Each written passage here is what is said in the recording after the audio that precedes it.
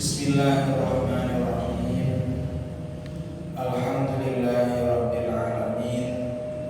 Nahmaduhu wa nasta'inuhu wa nastaghfiruh wa na'udzu billahi min shururi anfusina wa min sayyiati a'malina. May yahdihillahu fala mudilla lahu wa may yudlilhu fala hadiya lahu. Asyhadu an la ilaha illallah wahdahu la syarika lahu wa asyhadu anna Muhammadan abduhu wa rasuluhu. La haula wa la quwwata illa billahil aliyyil azim. Allahumma shalli ala sayyidina Muhammadin al-fatih lima ughliqa wal khatim lima sabaqa nasiril haqqi bil haqqi wal hadi ila siratal mustaqim wa ala alihi wa sahbihi haqqa qadrihi wa miqdaril azim. Amma ba'du. Dumateng para alim, para ulama ingkang tansah kula mulyakaken, dumateng sedaya jajaran takmir Masjidil Anwar ingkang tansah kula mulyakaken, ugi para hadirin hadirat, bapak-bapak, ibu ingkang tansah kula hormati. Alhamdulillah kelan pituturipun Allah Subhanahu wa taala, Allah sopan jenengan tasih dipun takdir saged kelampahi ibadah, saged ngaos ilmunipun Allah Subhanahu wa taala. Menika adalah merupakan suatu anugerah dan fadilah saking Allah Subhanahu wa taala ingkang boten diparingaken dhateng tiyang sedarangan. Dados tiyang ingkang dipun takdir, dados tiyang ingkang ahli ngaos menika niku termasuk pilihanipun Allah Subhanahu wa taala.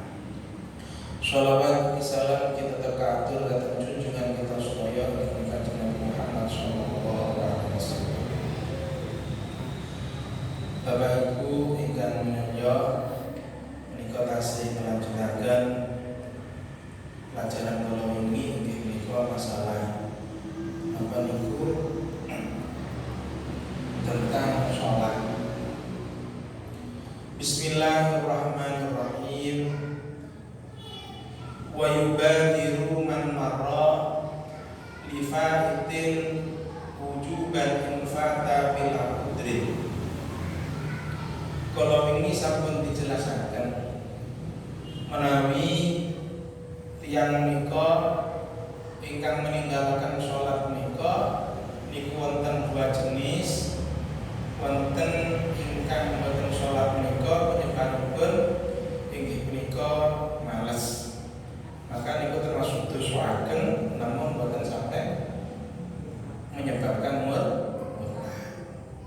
Ingkang nomor kalih inggih punika tiyang niku meninggalkan sholat dan sampai dia berkeyakinan sholat niku boten wajib. Maka selain yang menika nggih dosa, dia juga sampai menyebabkan tiyang niku dados tiyang murtad.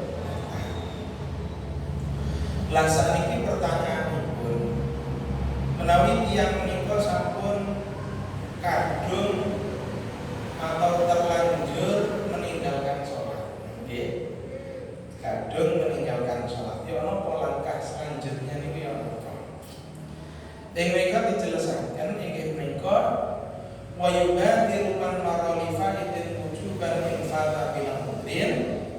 Maka tiyang niku harus bersegera, harus cepat-cepat untuk melakukan qada sholat secara wajib. Infata bila mudin, apabila tiyang niku ninggalaken sholat niku tanpa udzur. Dados yang meninggalkan sholat niku wonten kalih. Wonten karena udzur. Udzur niku misalipun ketileman. Akhiripun bablas boten sholat. Utawa tiyang niku akhirnya pingsan. Akhirnya pingsan boten suman akhirnya sampai meninggalkan sholat. Niku termasuk meninggalkan sholat karena udzur. Wonten bukan karena udzur, berarti nggih sengaja meninggalkan sholat. Utawa tilem namun dia beri keyakinan akan bangun ketika waktu sudah habis. Sampun semerap sapunika niku zuhuripun asaripun niku jam 2:30 nggih. Lah kok sakniki mumpun jam kali langkung kok tasih hilang. Maka secara kebiasaan dan pada umumnya tiang ikuti lempun jam kali lebih, maka dia akan babas atas zuhuripun telas. Niku sudah bisa dipastikan kalau saya tilem. Maka niku termasuk kategori tiang meninggalkan sholat secara sembrono atau pepek. Menawi itu terjadi, terpaksa terjadi, maka tiang mau niku wajib untuk bersegera untuk melakukan sholat. Nggih pun sakniki wis kadung ngeten nggih.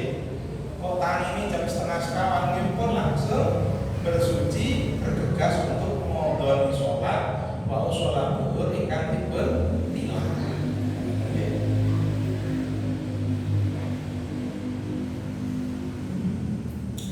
Fayalzamuhu al-qadha fauran.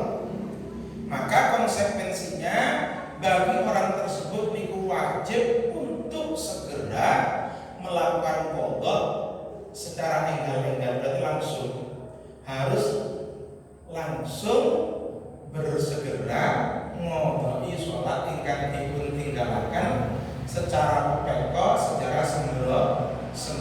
Itu wajib. Boten angsal dipun tunda.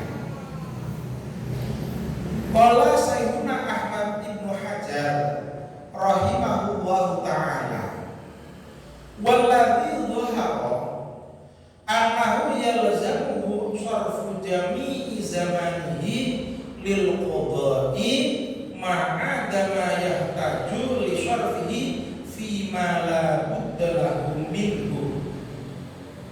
Sayyiduna Ibnu Hajar dawuh wonten salah satu keterangan, walladzi dhahara annahu yalzamu syarfu jami'i zamanihi lil qada.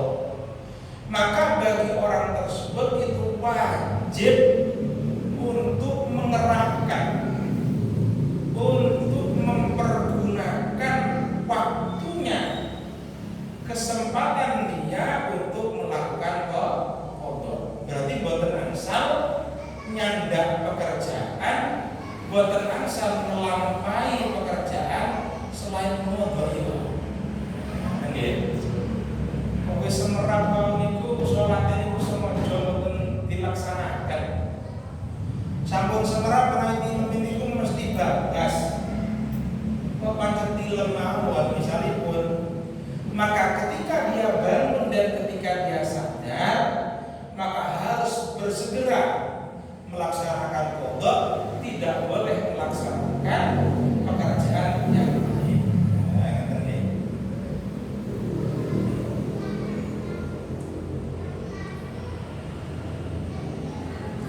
Ma'ada ma yahtaju li syarfi fi ma la budda minhu.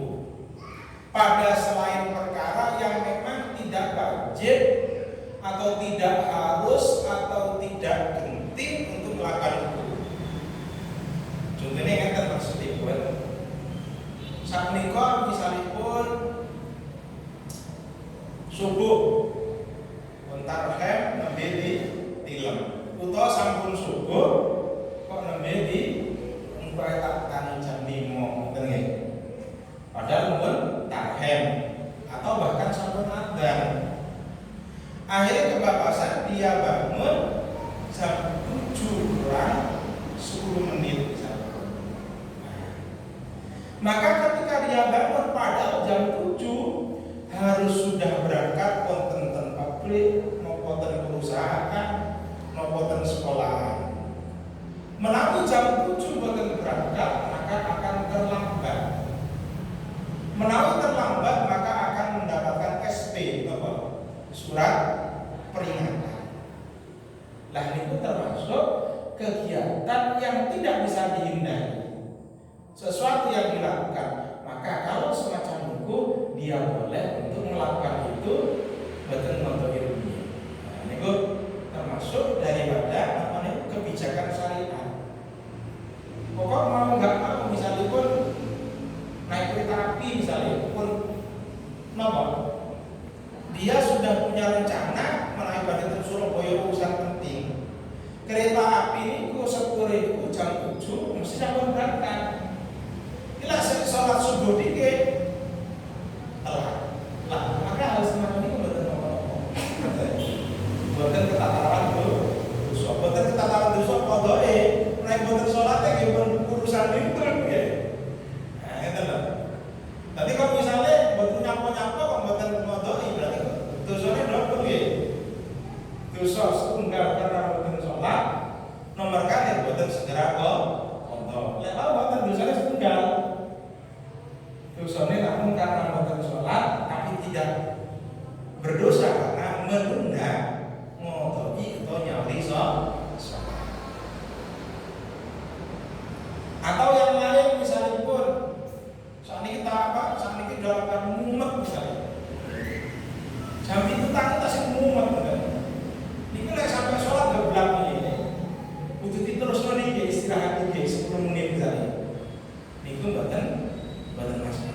Nah, itu maksudnya kan warnahu yahru alaihi atatawu intaha.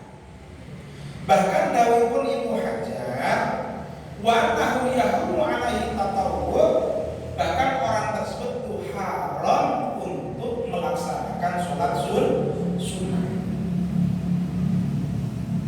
Kamu ini jam 8 nih. Padahal ya niku mboten nglampahi sholat subuh niku sengaja. Bangun jam 8 mantun sirah, mantun wudu, mboten moto rumiyin malah sholat duha. Niku mboten salah haram.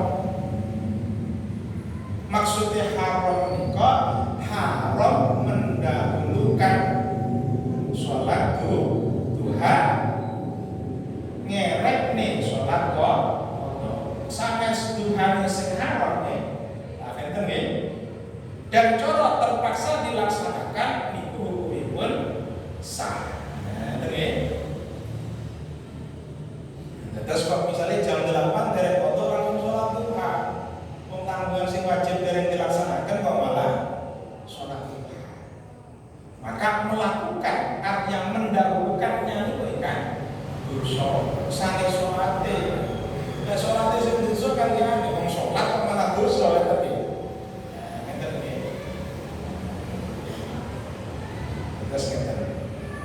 Dan seandainya terpaksa itu hukumnya tetap sah. Intaha sampun rampung dawuhipun Syekhuna Ahmad bin Hajar. Wa yubadiru bihi nadban infata bi mudrin kana min lam yata'adda bihi wa nisyanun kadalik. Wa yubadiru bihi nadban, dan hukumnya sunnah melakukan wajib, dan hukumnya sunnah bersegera untuk mengqadai sholat infaka bimudrin menawi yang itu meninggalkan sholat karena udzur. Jadi kalau udzur niku masalah qadai bersegeranya niku maksudnya menawi qadai wajib sedanten nggih. Nggih. Bersegera untuk qadai menika melalui sholat yang ditinggalkan itu karena udzur, maka hukumnya sunnah. Jadi sunnah bersegera. Contohnya apa itu dikatakan yaumin lam yata'adda bihi kados tilem ingkang boten sembrono. Maksudnya tilem biasa dan dia punya keyakinan kuat, misalnya yang itu mesti bangun sebelum habisnya waktu. Misalnya pun tiang menikah tilem sebelum waktu, mantun capek, mantun apa niku, maka itu jam 11, setengah 11 tilem. Biasanya niku pasti paling akhir jam 1 sampun bangun, sampun wungu. Entah karena apa dilalah kersane Allah gitu. Wong jam 1 biasa tangi kok sampai jam 3 lebih tangi. Nah, ini berarti kan boten sengaja namanya, boten sembrono. Lah, menawi boten sembrono kados ngeten niku bersegera untuk mengqadha niku hukum sanes wajib namun sunnah. Jadi kok cara misalnya tasih nopo, tasih masak, bangun tidur misalnya tasih lan nopo ngeten niku boten ketatapan dosa. Ini setengah. Wanisnya kadalik dan juga nisya lupa juga begitu. Contohnya sing boten sengaja memang lupa karena sibuknya, misalnya karena sibuk pas tempat konten repot, konten pendamelan mantu nopo yang nopo gitu. Saking sibuk konsentrasi aja sampai loh wis kadang asa padahal dereng sholat. Nah itu termasuk namine boten melaksanakan sholat itu dereng karena udzur utawa kaget mantune pingsan. Namun menawi tiyang itu kok misalnya pun pingsan itu mendemi karena sengaja sewu pancen tidak melu misalnya pun atas tiyang itu mengkonsumsi obat-obatan atau pil yang menyebabkan dia kehilangan kesadaran. Maka ketika sampai dia meninggalkan sholat, maka itu termasuk yang menilarakan sholat karena sembrono alias dengan tanpa udzur. Berarti hukumnya sami kali wonten ajeng. Karena yang ingkang pingsan boten sadarkan diri itu hakikatnya ketatapan hukum. Hakikatnya ketatapan kewajiban sholat. Namun ada mani, ada penghalang dia melakukan sholat, akali boten jangkep. Niku terus dibedakan ngeten. Terus wonten tiyang niku mendem niku karena tidak sengaja, wonten sengaja. Menawi sengaja niku berarti tanpa udzur, maka dene niku wajib untuk segera mengqadha. Wa yusannu tartibuhu ailfa itu fayabdi as-subha qabla ad-dhuhri wa hakadha. Mau kita bahas masalah tentang bersegera. Bersegera ini wonten wajib menawi meninggalkan karena tanpa udzur sengaja, dan hukumnya sunnah bersegera untuk mengqadhi menawi karena udzur. Dipun lanjutaken wa yusannu tartibu disunahkan dalam mengqadha menika tartib, mentartibkan, mengurut-urutkan alfa itu inggih menika barang ingkang ketinggalan. Misale fayabdi asubha qabla dhuhri, maka misalnya pun saya kok sing ditinggali sholat itu kata iki sholat zuhur, asar, maghrib, isya kok badhe modali misalnya pun, maka disunahkan untuk mentartibkan meskipun lebih dahulu ingkang keri. Misalnya Senin boten sholat asar, ngoten nggih. Selasa boten sholat zuhur misalnya. Rebo boten sholat subuh, ngoten nggih. Ya apa niku? Carane ngodho ingkang leres niku apakah berdasarkan lebih mana yang ditinggalkan nomor pripun? Maka cara mengqadha sesuai dengan urutannya. Berarti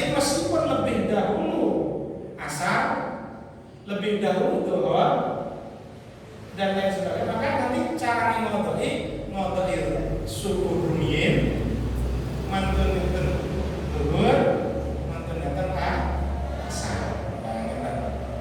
Iku carane mengkodoi niku kedah tertib. Wah kada dan seterusnya. Jadi seterusnya niku misale sak nika ingkang dipun tinggalaken maghrib kali subuh maghrib kali isya maka maghrib rumiyin.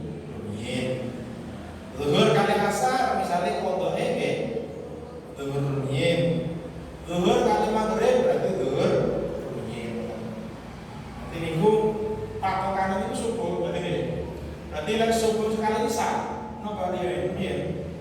Subuh rumiyin. Zuhur kali isya berarti zuhur rumiyin. Berarti nomor setunggal itu utame subuh, zuhur, asar, maghrib, isya. Nah, niku ngeten. Pundi ingkang rumiyin dituruniraken. Kok menawi misalipun zuhure ping kali, asare pun setunggal. Iki berarti salat qodha zuhur pertama, zuhur kedua, baru salat kalau dibalik saat ini zuhur, asar ping kali, berarti zuhur ping setunggal, mantune asar dua kali. Atau dituntasaken itu ingkang sae atau yang disunahkan semacam itu. Wa taqdimuhu ala hadiratin la yakhafu fautaha in fata bi udrin. Wa taqdimuhu dan juga disunahkan mengqodhi ala hadiratin terhadap sholat yang hadir. Sholat yang hadir itu maksudnya sholat yang dilaksanakan pada waktunya. Jadi panjenengan misalipun badhe sholat asar, wau gadah tanggungan sholat zuhur atau bahkan sholat maghrib wingi. Maka yang saya apa? Sholat asar rumiyin baru ngodoi, napa sholat ngodoi rumiyin baru sholat asar. Maka kalau niku udur, kalau niku udur, maka hukumipun sunnah. Menawi boten udur, sengaja berarti hukumipun wajib. Nggih. Berarti bali boten hukum malih. Jadi menawi kula kali panjenengan kok misalnya badhe sholat ada niku sholat ingkang dilaksanakan pada waktunya yang kata 10 kali panjenengan ngeten nggih. Kok enggak ada tanggungan sholat qadha maka harus mendahulukan sholat qadha rumiyin. Menawi kok misalnya bi'udre berarti hukumipun sunnah. Kalau yang ditinggalkan itu adalah merupakan tidak udzur karena unsur kesengajaan, maka mendahulukannya pun wajib. Saged gimana atas nggih?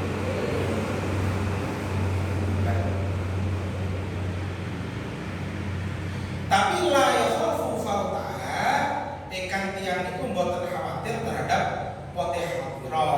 Nggih. Kok misalipun sakmenika badhe salat asar pun mepet. Niki kok langsung salat asar pas mantun salat langsung adzan maghrib. Menawi jenengan model sholat zuhur piye? Asar yang salah rakaat langsung adanya apa?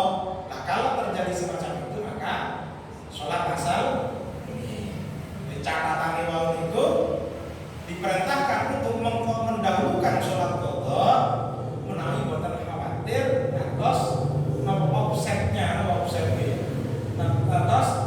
waktunya itu telas di atas gambarannya wau itu menawi ngodho rumiyin mesti ada salah satu rakaat yang keluar dari rampung pun ada maghrib kali. Nah, maka itu hukumipun harus mendahulukan sholat hadirah. Menawi boten misalipun kok ngepres misalipun nggih. Niki lek misale langsung sholat niku tasih susuk 3 menit misalnya. Menawi pas ngodho rumiyin maka pas, maka tetap disunahkan ya dengan hukum qadha rumiyin.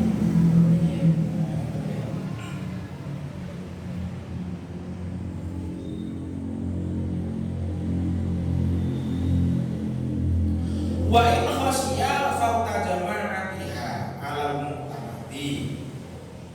Meskipun tiang niku khawatir fauta jama'atiha alal muqtamat, dhek niku kok ketinggalan jamaah alal muqtamat atau muqtamat. Misalnya sholat asar ya. Sholat asar pun mriki pun dikomati. Jenengan badhe berjamaah. Tapi jenengan gak ada tanggungan sholat zuhur paus umami misalnya pun. Langsung jamaah apa qadha piye? Tetap qadha piye?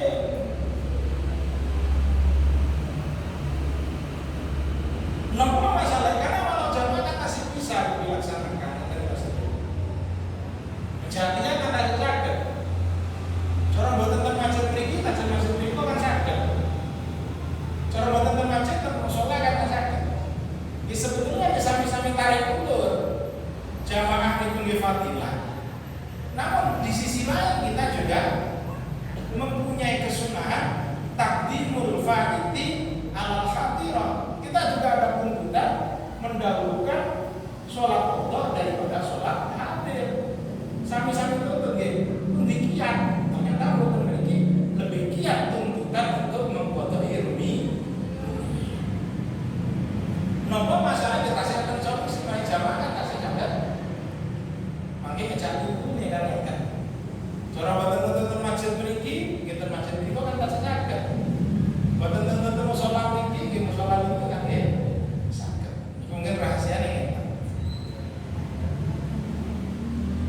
Wa idza fata bila udrin fayajibu taqdimuhu alaiha.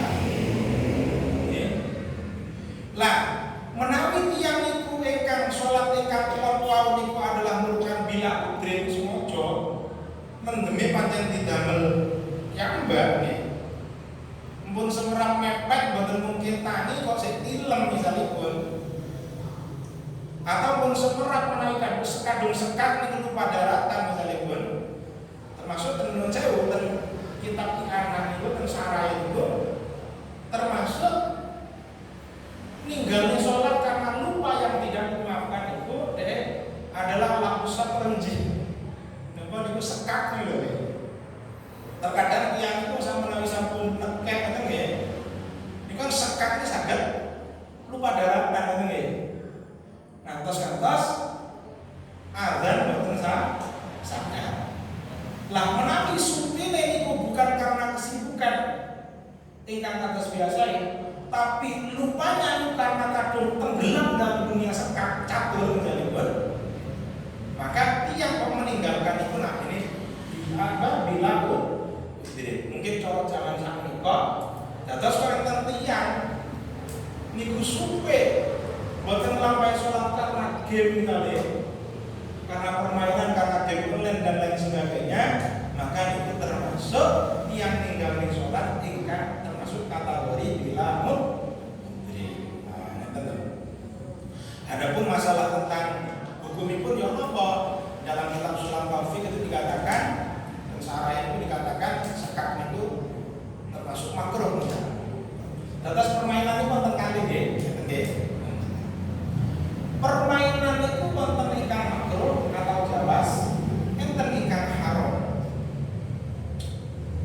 Niki boten masalah pokokan nggih. Nafsu daripada permainan. Menawi permainan itu membutuhkan menapa daya pikir, membutuhkan olahraga otak misalipun, maka hukumnya boten napa-napa. Karena itu termasuk latihan strategi. Coba kan sekarang kan mungkin itu strategi kecil dalam peperangan misalnya. Maka itu hukumipun jawaz pol makruh. Boten sampai pasal lupa sholat itu lintune nggih. Namun menawi permainan itu sifatipun tepak-tepakan, keberuntungan. Napa itu dari permainan karena keberuntungan? Napa misalnya nggih? Napa remi misalnya seumpami nggih? Atau remi, domino dan lain sebagainya ini kan niku lebih didominasi oleh keberuntungan kan nggih.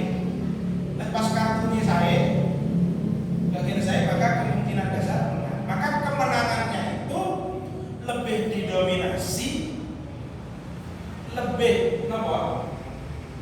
lebih disebabkan oleh untung-untungan yang tenang. Meskipun pinter, kartunya elek-elek kan kadang-kadang ya katanya. Meskipun dapatnya pinter pas tepat kartu itu pak saya kata menangi baru maksudnya gitu.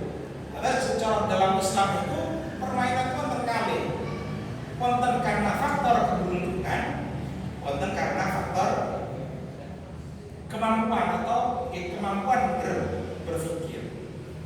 Lah kalau permainan menikah berdasarkan keberuntungan, contoh bahasa ini kimar, maka saking nafsiah permainan itu sendiri itu sampun haram. Tapi bener itu lah nyampe aku kita. Niki boten bahas masalah totoan. Menawi totoan permainan apapun, entah itu berdasarkan karena kemampuan berpikir atau berdasarkan keberuntungan, asal nomor sekalipun, maka itu semua hukumnya haram. Haram bukan karena permainannya, tapi karena totoan itu. Kan kita nih, itu kita nih itu karena saya ini. Nanti dan kitabnya anak tertentu ini gelar terus ternyata contoh penting yang ibu meninggalkan sholat karena lupa itu ada termasuk karena dia melakukan permainan. Dan sekarang ternyata menurut saya mungkin tali tempat mungkin gimana kan terus paling sembarang sing biasa manut dengan ngalor yang dengan tugas ibu saat ini sekarang dikandani gue malah tambah dibendeli ya kan apa karena sudah terasuk kamu tunggu-tunggu bawa kamar lali sembarang sampai supedahar dan lain sebagainya ini lepas. Mulanya salah satu pandangan itu kemudian kenapa orang itu musik permainan nyanyi itu diharamkan karena berpotensi untuk lupa sampai lupanya tersebut meninggalkan sholat dan kewajibannya. Akhirnya menurut cara ikan berat maka napa niku nyanyi sing penting boten enten angsal unsur maksiat. Unsur maksiat itu tentang kitab itu maksudnya lagu-lagu yang tidak kita memberikan stimulus mendorong kita untuk melakukan maksiat.